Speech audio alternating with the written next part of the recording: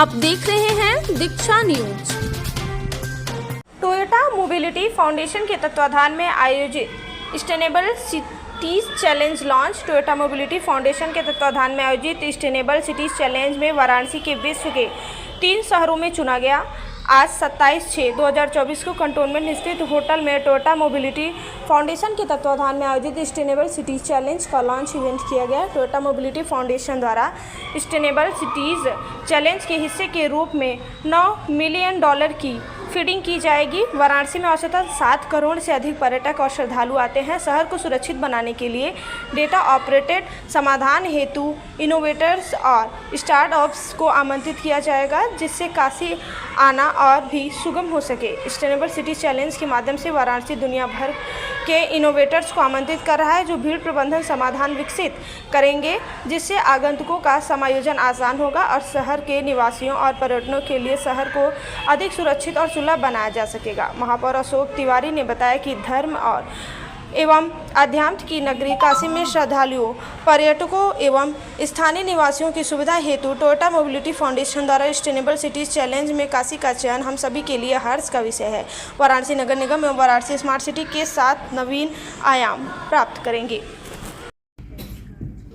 Toyota company के जिसके द्वारा आयोजित किया जा रहा है, उससे सभी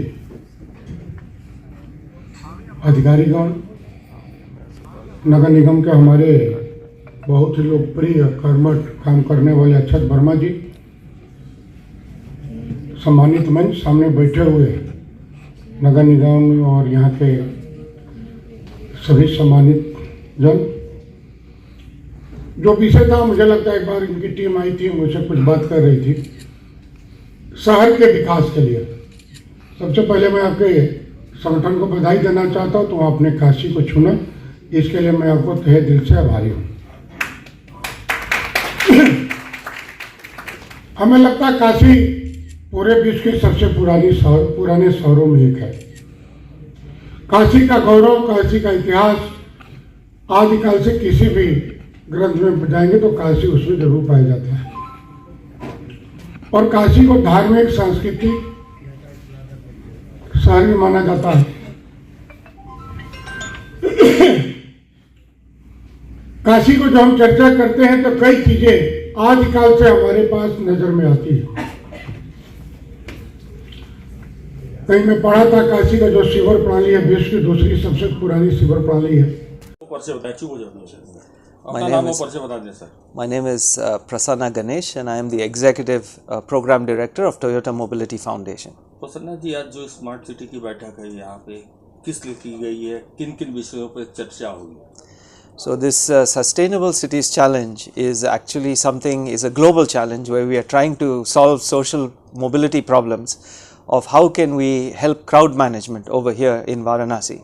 It's a global challenge that we've actually done in 200 cities actually applied for this challenge, and from these 200 cities we selected 3 cities globally, one in America, one in Europe and one in Asia, and for the Asian city it is Varanasi that was selected.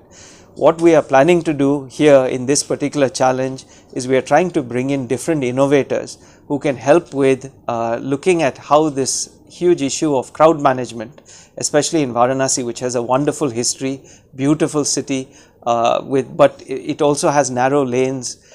So the people have to be able to move in these very narrow lanes. So how can we help the crowd management and crowd movement as effectively as possible using technology, but not just technology, also partnership, finding the local partners, understanding what is the local condition, and then trying to leave a solution which can be left behind for the people here in Varanasi.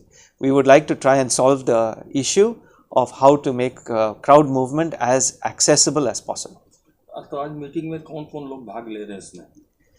Today's meeting is just all of the key stakeholders from Varanasi, and we're very happy that all of them could come here, including our friends from the media. Thank you very much.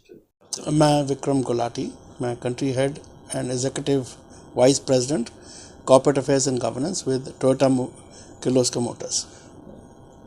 एक प्रयास किया जा रहा है आपकी ओर से smart city बनाने के लिए वाराणसी को, तो आज यहाँ एक मीटिंग रखी गई है, किन किन विषयों पर चर्चा होगी, क्या आप लोगों ने सोचा है, किस तरह से इसको स्मार्ट सिटी बनाया जाएगा बनारस को? देखिए, ये स्मार्ट सिटी प्रोग्राम का आज नहीं मीटिंग है, ये मीटिंग सस्टेनेबिलिटी सिटी चैलेंज का है।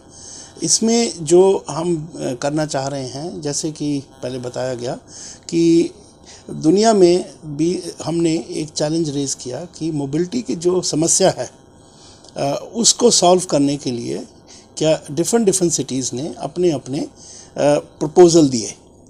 उसमें से 200 सिटीज़ से मिले। इन 200 सिटीज़ में 18 सिटीज़ इंडिया से भी थी। फाइनली 3 सिटीज़ सेलेक्ट की गई हैं, जिसमें से वाराणसी एक है जो एशिया में ही ओनली सिटी है।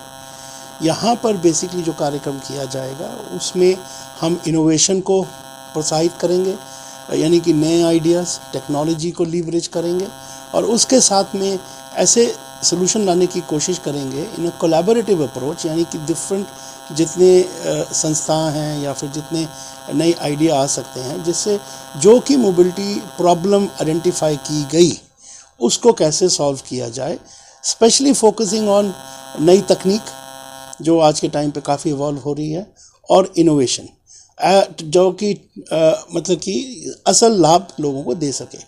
जहाँ तक टोयोटा की बात करता हूँ, टोयोटा में हम लोग एक चीज़ बिलीव करते हैं, हमारी फ़िलॉसफी है which is mass happiness for all and mobility for all.